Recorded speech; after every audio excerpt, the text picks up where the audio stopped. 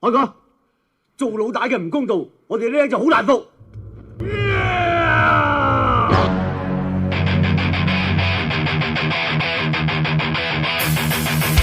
Halo Urbaners, dimanapun kalian berada, bagaimana kabarnya? Kembali lagi bersama saya John, the one and only pengangguran in the world, membahas tentang karakter-karakter kuat dalam film seperti sosok John Wick, Boyka, Brian, Robert, Asia Man, dan lain-lain. Tidak lengkap rasanya jika kita tidak membahas Ricky, si pukulan merobek. Diperankan oleh aktor Mandarin terkenal bernama Siu Wong Fan yang pernah jadi musuh Ip Man di film pertamanya. Film ini berjudul Ricky Oh, The Story of Ricky, dirilis pada tahun 1991. Film ini sangat memorable sekali, apalagi waktu itu saya masih kecil, nontonnya malam-malam, terus adegan brutalnya tidak disensor. Gimana nggak trauma coba? Saya tuh lihat akibatnya, jadi pengangguran jangka panjang kan? Dan seperti yang kalian semua tahu, film di tahun itu visual efeknya masih sangat-sangat kelihatan wadulnya. Jadi kita coba hiraukan saja dan fokus ke alurnya dan karakter-karakternya. Soalnya jujur, kalau misal film ini dirilis sekarang-sekarang atau tahun pertengahan 2000-an lah minimal, pasti bakal keren banget loh. Terlalu cepat rilis kalau menurut saya. Sayang, soalnya ini kan adaptasi dari manga dan anime.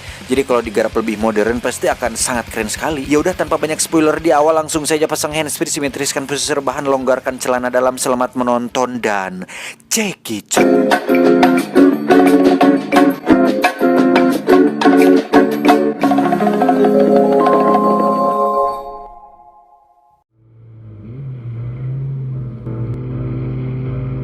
Berlatar belakang tahun 2001, negara-negara kapitalis telah menguasai organisasi pemerintahan sehingga penjara menjadi sebuah lahan bisnis yang menguntungkan. Pada adegan ini kita bisa melihat bahwa penjara tersebut kedatangan beberapa tahanan baru. Salah satunya adalah pemuda berusia 21 tahun yang dihukum 10 tahun penjara akibat pembunuhan dan penyerangan. Pemuda ini bernama Ricky Ho, dan apa yang membuat dia berbeda dari tahanan lain, kita akan mengetahuinya nanti. Saat melewati pemeriksaan metal detektor, Ricky diketahui memiliki 3 buah peluru di dalam dadanya. Saat ditanya kenapa peluru tersebut tidak dikeluarkan, Ricky menjawab bahwa itu sebagai kenang-kenangan, dan itu sangat mengkeengkan. 醫生幫你起翻5粒子彈出嚟啊！留個紀念。帶佢三個聽書先。呢度分東、南、西、北4個倉。呢個間房最大嘅係阿一，其次係阿頭，即係蛇頭。 Singkat cerita, esok pun tiba. Kita akan diperlihatkan seorang pria tua bernama Chong Ma yang merupakan tahanan yang sudah cukup lama mendekam di penjara ini, dan beberapa hari lagi masa hukumannya akan habis. Tak lama datanglah 3 orang tahanan yang diketuai oleh Samuel. Geng ini terkenal sering menindas orang-orang lemah sebagai pembuktian bahwa merekalah yang berkuasa di blok penjara tersebut. Dan dengan tidak puguh-puguh, Samuel and the gang pun tiba-tiba melempar Chong Ma ke dinding, kemudian melakukan pembulian kepada si kakek tua Chong Ma ini. 同大佬溝頭嘅係我執埋啲爛木碎，真㗎！ Dan saat Chong Ma akan melawan menggunakan sugu kayu miliknya, mereka pun menyeledingnya kemudian mengurut wajah Chong Ma menggunakan sugu kayu tersebut. Dan tololnya, saat sipir datang dia malah membela Samuel dan membiarkan Chong Ma terluka, kemudian pergi meninggalkannya begitu saja. Saat Samuel berjalan dengan sombongnya, tiba-tiba ya, ada yang menyeleding balik yang ternyata itu adalah Ricky. Dan yang mengejutkan adalah ketika salah satu anak buah Samuel si botak ini menegurnya, dia seketika mundur saat melihat tatapan Ricky yang sangat tajam, seolah mengeluarkan haki raja yang siapapun tidak berani macam-macam dengannya.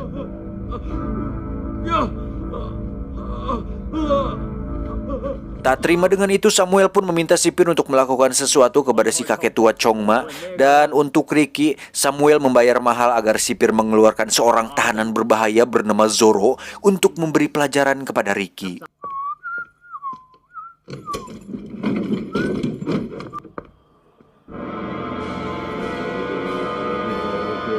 Tak menunggu waktu lama, sipir pun langsung memanggil Chong Ma dan memberitahukan bahwa masa hukumannya diperpanjang tanpa alasan yang jelas.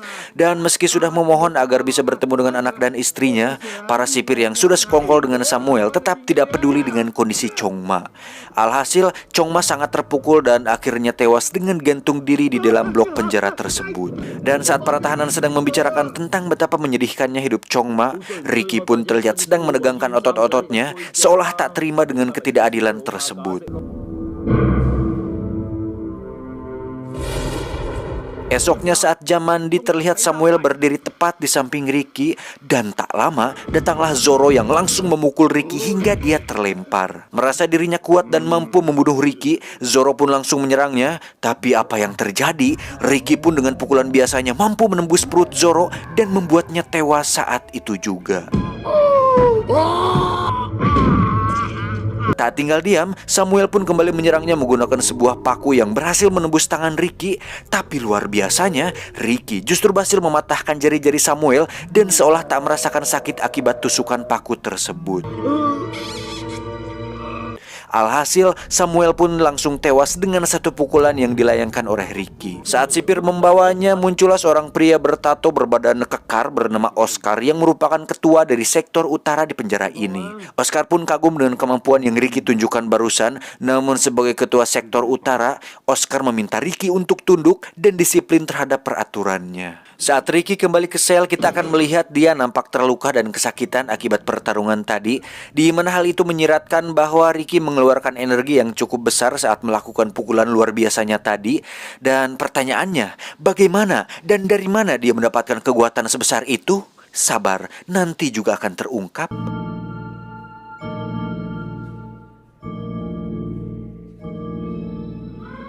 Esok pagi Ricky dipanggil oleh asisten sipir ke ruangannya, di mana beliau penasaran dengan orang yang telah membunuh Samuel dan Zoro, kemudian meminta penjaga untuk membacakan laporannya. Ricky ternyata adalah seorang yatim piatu di mana dia dibesarkan di panti asuhan, dan saat menginjak sekolah SMA, Ricky sempat mengikuti kelas musik, kemudian menghilang selama 2 tahun dan saat kemunculannya, Ricky diketahui sering terlibat perkelahian di jalanan hingga akhirnya dia membunuh seorang pria tanpa alasan yang jelas. Asisten sipir pun penasaran kemana Ricky selama 2 tahun tersebut, apakah berlatih seperti Saitama atau mempelajari haki di Pulau Rusakaina. Entahlah, Ricky hanya terdiam membisu. Agar Ricky buka mulut, si asisten sipir pun menunjukkan sebuah surat untuk Ricky yang datang pagi ini, di mana di situ ada sebuah foto seorang gadis, dan saat Ricky akan mengambilnya, tiba-tiba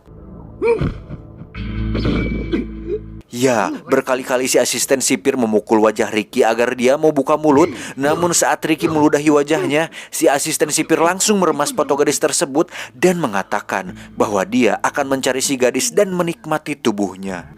Entah siapa gadis tersebut, namun Ricky nampak sangat emosi dan ya, mejanya hancur dengan satu tangan, bahkan peluru pun dapat Ricky tangkis menggunakan sebuah tray makanan. Dengan ketakutan, asisten sipir pun mundur dan saat Ricky akan memukulnya, dia pun tidak jadi melakukannya dan kembali ke selnya sendirian.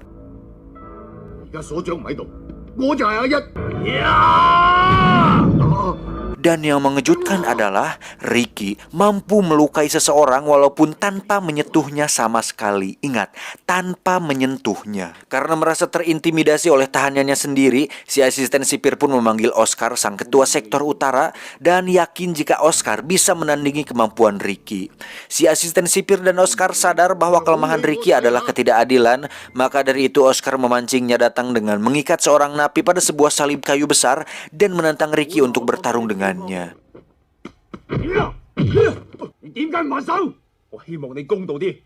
Pada awalnya Ricky tidak mau melawan Oscar, namun saat para tahanan mengatakan bahwa napi yang diikat masih hidup, Ricky akhirnya memutuskan untuk melawan, dan satu pukulan biasa yang dilayangkannya mampu membuat bahu Oscar berdarah.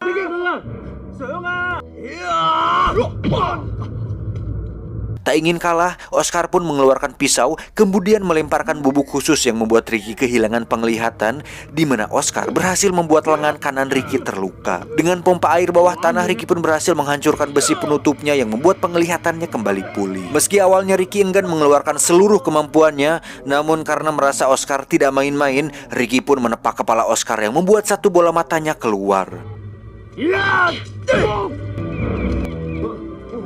Dan yang paling edan dari semua itu adalah ketika Ricky mengikat urat nadinya sendiri yang terputus tadi, di mana dia melakukannya secara manual, dan anehnya tangan kanannya langsung pulih saat itu juga. Tak ingin membuang waktu, Ricky langsung mengangkat si Oscar kemudian melakukan bogeman serius yang membuat tengkorak kepala Oscar hancur. Dengan kekuatan luar biasanya, Ricky pun mengangkat kayu dan menurunkan api tersebut, di mana si asisten sipir ngaleos begitu saja. Dan saat para napi akan mengeroyoknya, muncullah 3 orang yang merupakan pendekar sekaligus jagoannya si asisten sipir. Ada Logan sang ketua sektor barat, Tarzan dari sektor selatan, dan Dragon dari sektor timur. Namun karena tak punya masalah dengan mereka bertiga, Ricky pun memilih untuk menggendong napi yang sudah tewas tersebut dan pergi untuk menguburkannya. Beralih ke asisten si Oscar bernama Alan, yang bosnya alias si Oscar sudah tewas sehingga sekarang dia hanya sendirian dan tak punya tempat berlindung. Alan terlihat sedang memainkan musik menggunakan sebuah daun, dan tak lama muncullah Ricky yang menunjukkan bagaimana cara untuk melakukannya. Dan saat Ricky menyuruh Alan untuk menggunakan lidah sebagai caranya, Ricky langsung terkejut saat melihat lidah Alan yang terpotong. Ricky pun memberikan suling miliknya agar Alan bisa bermain musik tanpa menggunakan lidah, dan Alan terlihat sangat senang dengan hal itu. Alan pun memberikan sebuah daun kepada Ricky yang ternyata itu adalah daun opium yang ditanam di belakang penjara. Tanpa mereka berdua sadari, Logan memperhatikan mereka dari jendela. Merasa Alan sudah terlalu dekat dengan Ricky, Logan dan kawan-kawan pun memanggil Alan ke ruangan mereka, di mana Alan dikuliti hidup-hidup dan dibuang di halaman penjara.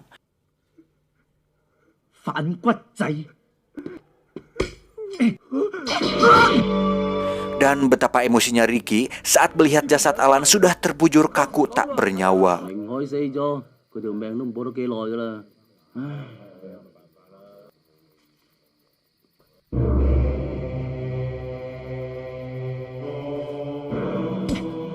Untuk itu, Ricky pun membakar kebun opium ilegal tersebut, lalu muncul Logan yang langsung menyerangnya dengan kungfu ortodoks yang mematikan.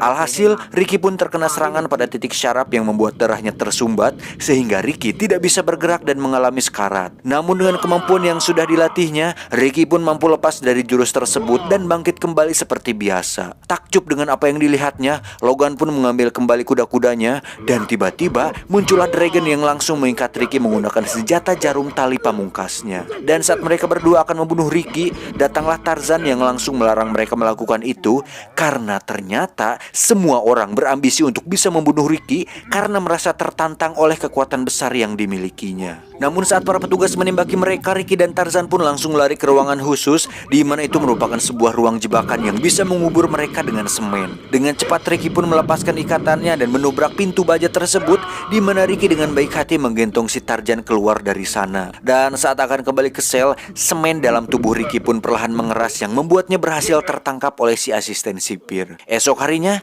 terlihat para penjaga dan si asisten sipir sedang menunggu kedatangan sang kepala penjara dari liburannya, di mana si kepala penjara ini tak kalah kejamnya dengan mereka semua yang ada di penjara. Dan itu dibuktikan saat anaknya terjatuh dan menyalahkan seorang napi yang bertugas untuk merapikan karpet merahnya, kemudian menusuk bola mata si napi menggunakan tongkat tajam miliknya.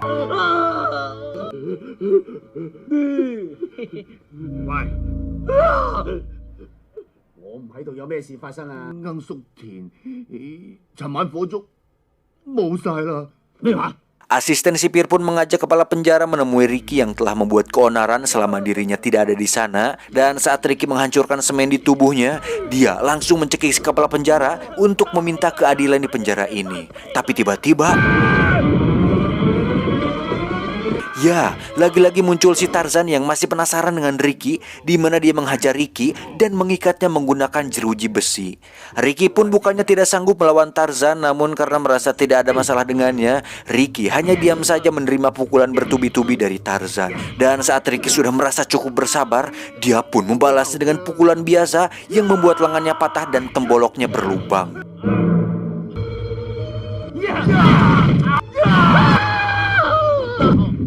Saat Tarzan terkapar, kepala penjara langsung menurunkan sebuah besi yang bisa membuat siapapun gepeng. Namun karena masih ada Tarzan di situ, Ricky pun berusaha untuk menahan besi tersebut. Saat kepala penjara mengalirinya dengan listrik, Ricky pun seketika melemah dan terjatuh. Namun tiba-tiba si Tarzan bangkit dan menahan besi tersebut, di mana si Tarzan memilih untuk menolong Ricky setelah tahu bahwa kepala penjara tidak memperdulikannya lagi. Dan saat Ricky berhasil keluar, Tarzan pun sudah terlambat untuk lolos dan tewas saat itu juga.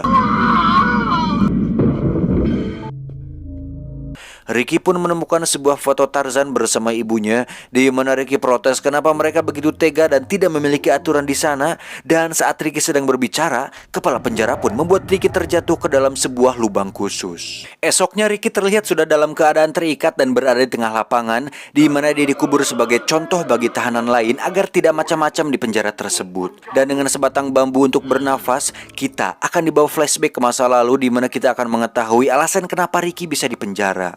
Yang ternyata disebabkan oleh si gadis di foto tadi yang merupakan kekasih Ricky waktu SMA, di mana waktu itu si gadis mengalami sial tatkala dirinya berada di tempat dan waktu yang salah ketika para penjahat menculik dan memperkosanya secara bergiliran hingga dia tewas jatuh dari atas gedung.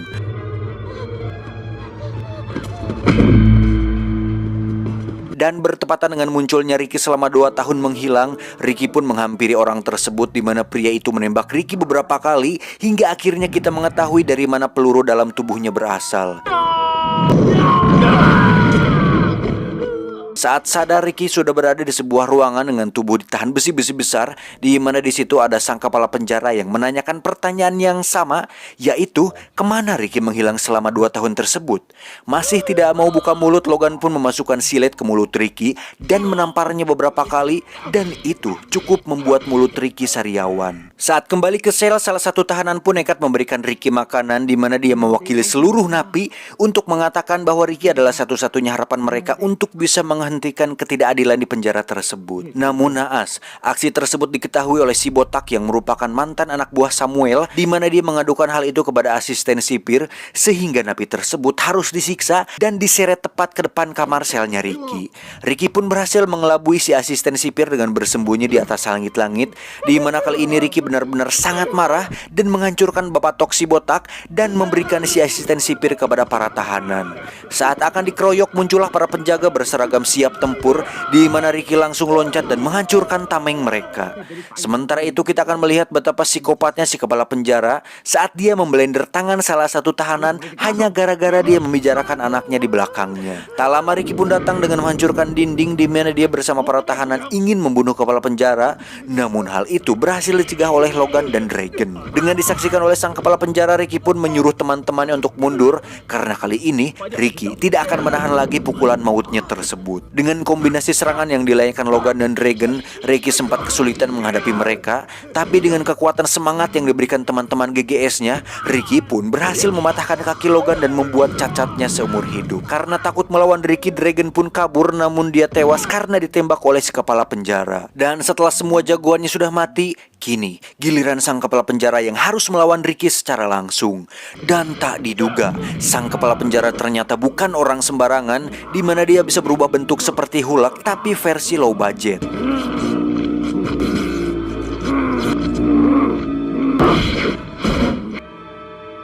Dan dengan tubuh raksasa tersebut, sang kepala penjara langsung menghantam Ricky dan menghancurkan tiang yang sangat tebal. Ricky pun melakukan rentetan pukulan biasa yang membuat perut si kepala penjara robek, namun nampaknya itu tidak membuat dia merasakan sakit sedikit pun. Dan saat Ricky sedang berkonsentrasi, kita akan dibawa flashback, di mana akhirnya kita bisa mengetahui kemana menghilangnya Ricky selama 2 tahun itu. Hampir sama seperti sosok Sing di film Kung Fu Hustle, Ricky juga terlahir dengan aliran Chi yang sangat kuat, sehingga dengan dilatih oleh seseorang yang tepat, hal itu akan memicu kekuatan terpendam pada dirinya. Jika Saitama push up, sit up, lari 100 km, makan pisang setiap hari selama 3 tahun, maka Ricky hanya perlu 2 tahun untuk memiliki pukulan merobek seperti yang sudah kita lihat tadi.